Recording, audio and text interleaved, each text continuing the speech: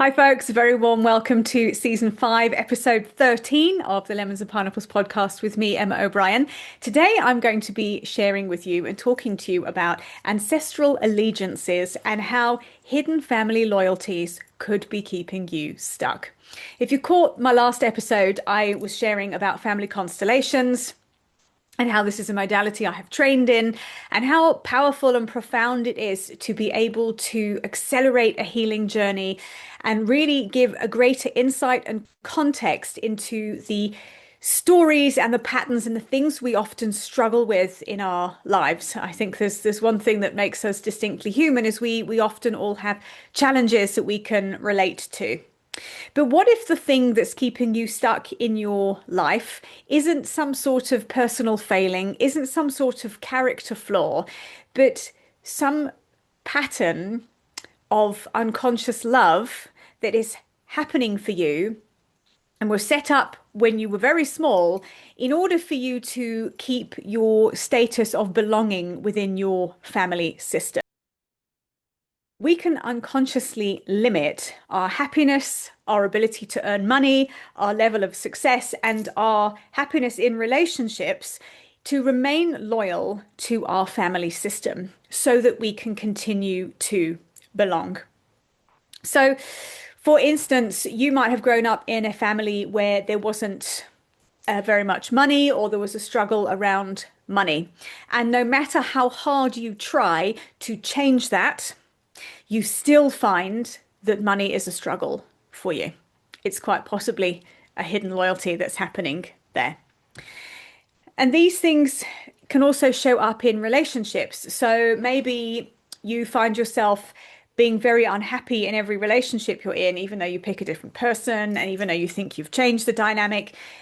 My question would be, who else in your family system is unhappy in relationships? And who are you maintaining a sense of belonging with that? And of course, all of these things that are happening are completely unconscious. None of us choose this.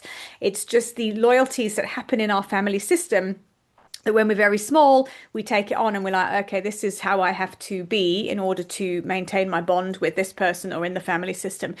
And sometimes, of course, our inherited things are inherited from further back down our ancestral line, allegiances to a grandparent, allegiances to uncles, aunts. There's fascinating when you start to really dig into the world of family constellations and how our family systems can really entangle us without us realizing at all.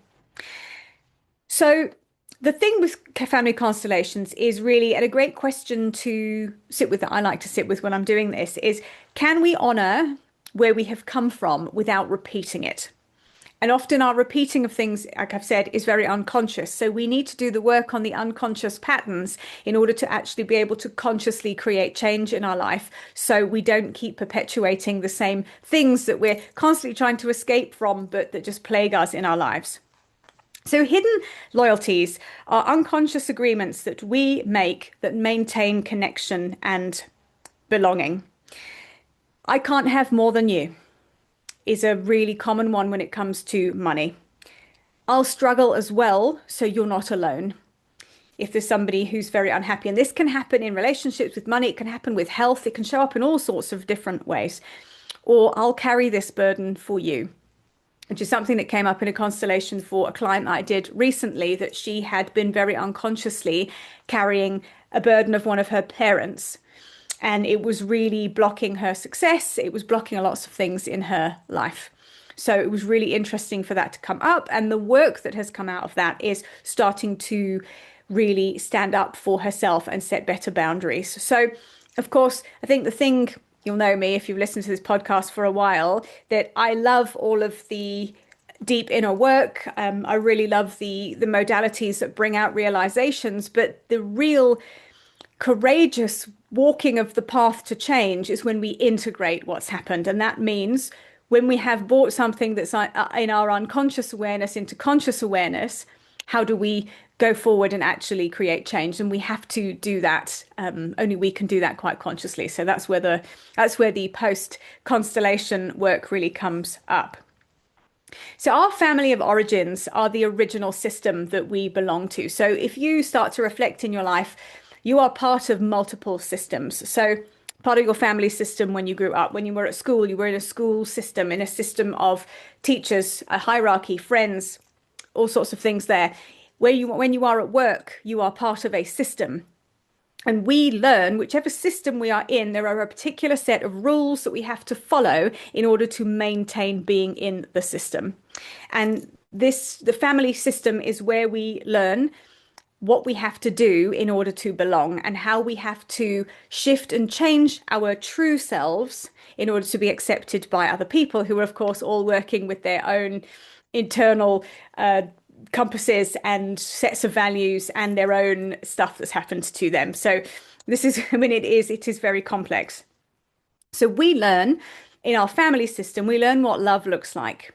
And if you've grown up in a healthy family system, you'll know what healthy love looks like, that repair happens after a rupture, that it's okay if you fail because people will support you. It's okay if you have a need. It's okay if you display an emotion because there's a space for it to be held. But unfortunately, I think for the majority of people, that did not happen. We learn that love is conditional on performing or behaving or silencing ourselves or looking a certain way, being a certain way. And that becomes our map of what love is like when we go out into the world as adults, and we will often recreate what happened in our family system because we might not like it, but we are familiar with the rules of how that works. We learn in a family system what success costs. If you have watched a parent who has worked really, really hard, but never quite made it, somebody who's worked really hard and burnt out, or worked really hard and had a heart attack, we see success comes at a price. So I don't want to replicate that because what if that happens to me is one of the things that could be happening. We learn how conflict is handled. We learn whether anger is okay. We learn whether we can speak up or not. We learn that if we speak up and ask for something, sometimes we're punished. So, of course, this sets the pattern up for people pleasing and having poor boundaries. All of these things are in response to our family system and our family of origin. And they are behaviors that we run that I know so many people and a lot of the people I coach that really give ourselves a hard time. I shouldn't be such a people pleaser. I'm so stupid. I just shouldn't do it. I don't know why I do it. You'll be doing it because it has been what has been modeled to you, and there might be deeper things at play with it. A big part of this, and the thing that Family Constellations work has done for me, is really give me a very deep sense of compassion for myself and my own, what I would probably have deemed before this, failings. If you're listening to it, I'm using inverted commas, failings. It's also given me a deep compassion for other people because so many people have so many personal challenges that we just don't know about. And you might have, they might run a particular behavior pattern. You just think, oh, for crying out loud, I can't stand this. But if you start to dig a little bit deeper, there's a reason they do that. And when we know why someone has been shaped to behave the way they do, we can have compassion for it. We don't have to condone it, of course, but we can have compassion for that. And I think the world is a place where we need a little bit more compassion and understanding for each other and space holding for each other. We learn in our family systems who is allowed to thrive.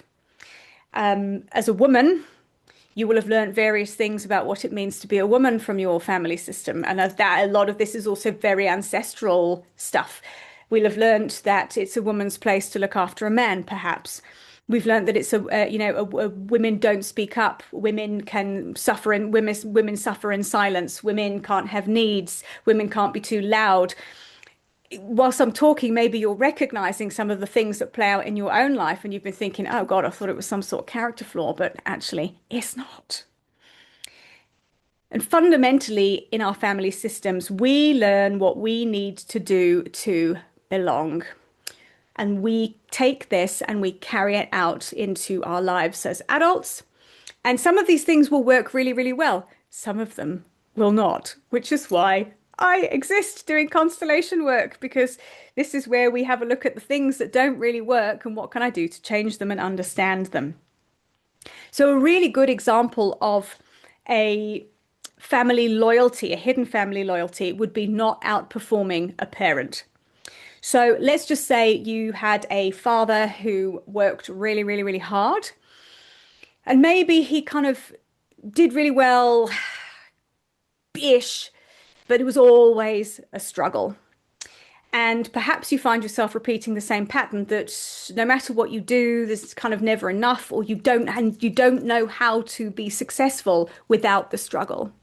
And when we're talking about hidden loyalties, your father in this example, the last thing he would want is for you to struggle in the same way he did. However, when you do, it you have this unconscious allegiance of, I know what it's like to struggle. I understand how hard you worked. It's also a great bonding exercise because you'll be able to talk about the struggle with your parents. You'll be able to talk about how hard it is with your parent. There will be stories that relate to each other, and it becomes a bonding exercise. Very, again, very unconscious, but that's what it is.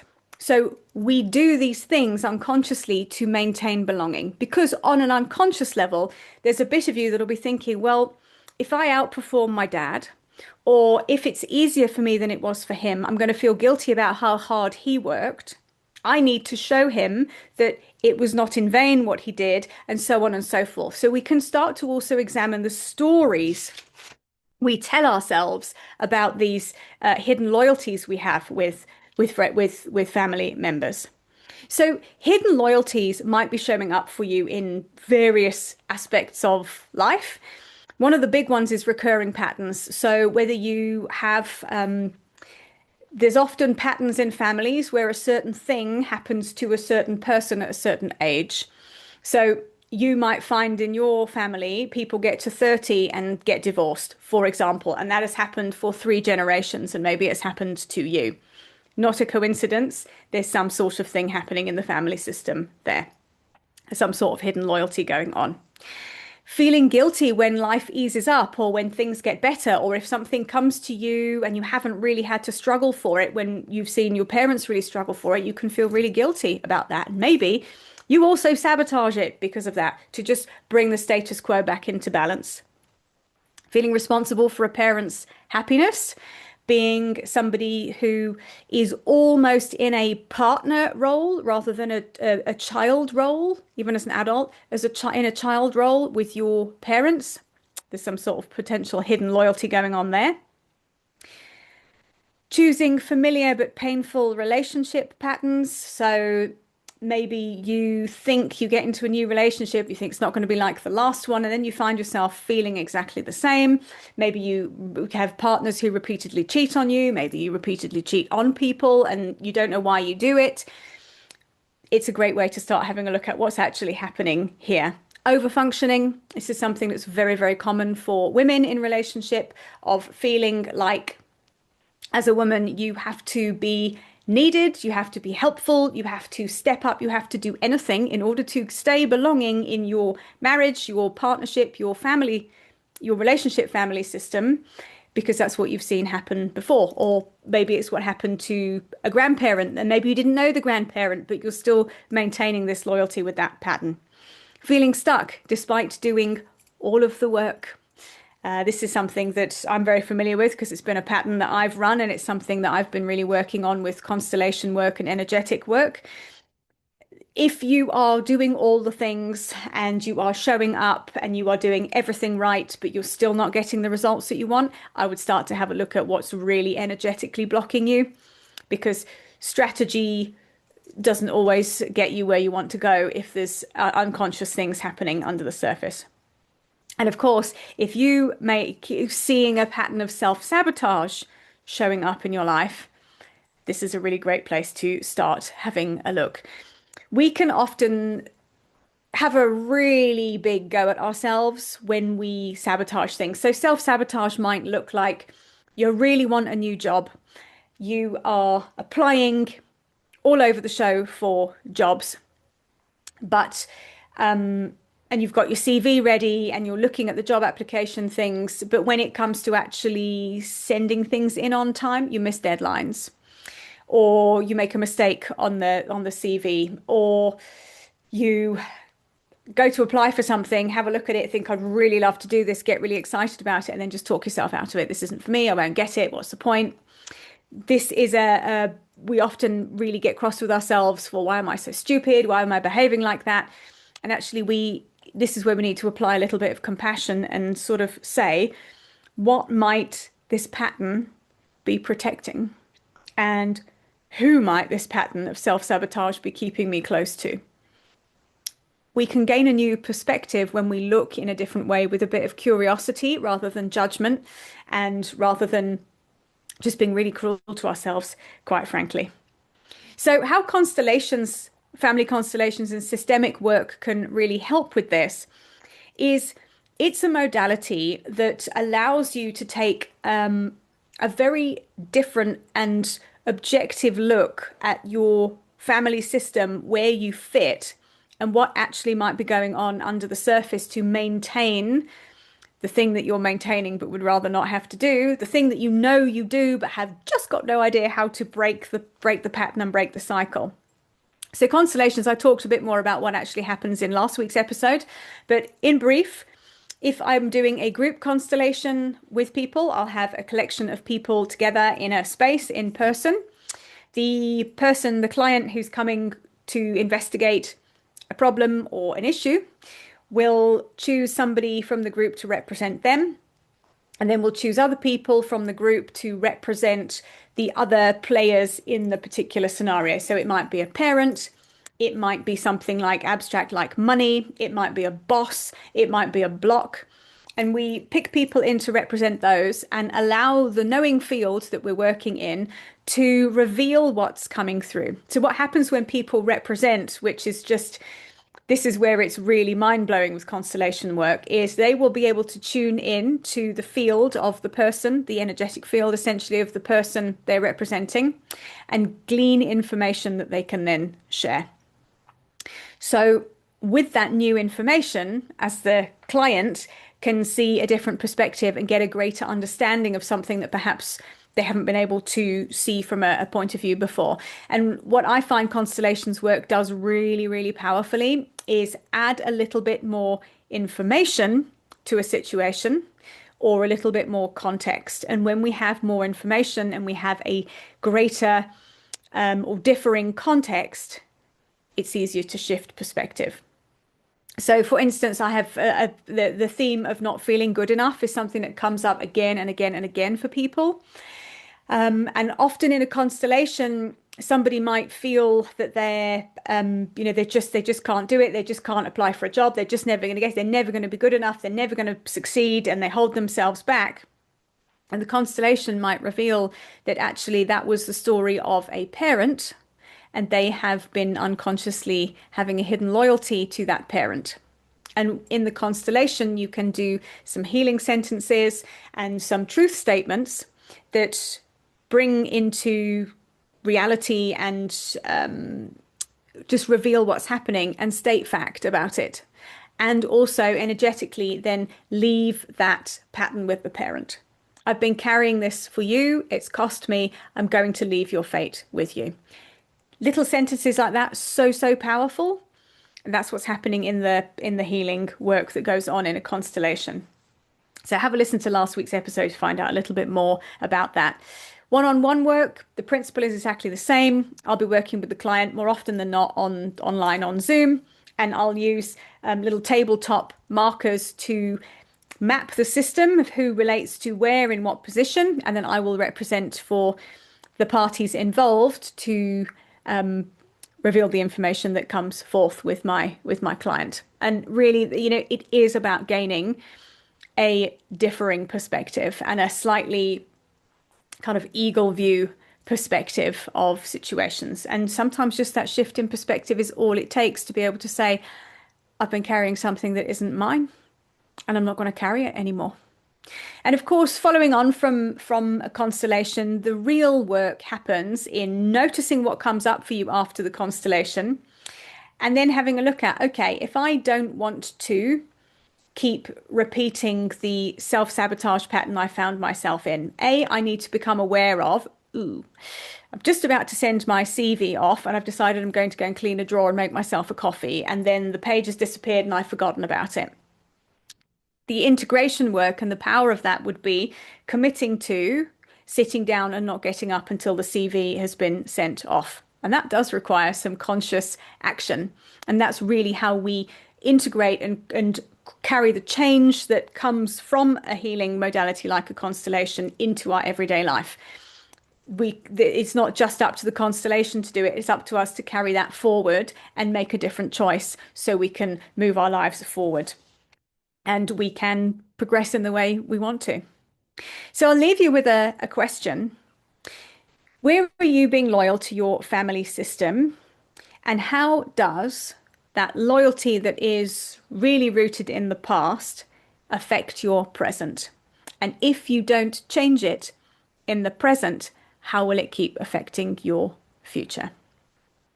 So if you'd like to find out more about constellation work, all the details are in the show notes. I have an in-person workshop on the 6th of September at Windrush Studio in Johannesburg. So that's an in-person group workshop. And then I also do one-on-one private online family constellations. So it doesn't matter where you are in the world, you can book a session with me online and we can do this work together as well. Both are incredibly powerful in different ways. Both are equally profound. So the one-on-one work is just a little bit more accessible if you want to get it done now, obviously if you're not near me. But and also it is if you're somebody who would prefer working in a one-on-one space, it's also really great because it'll just be me and you in the space doing the work together. So all the details are in the show notes. And as always, if you want to get in touch with me, you can message me on Instagram. I'm at Emma O'Brien Coach. Pop me a message. Let me know your thoughts. And I will see you in the next episode. Bye for now.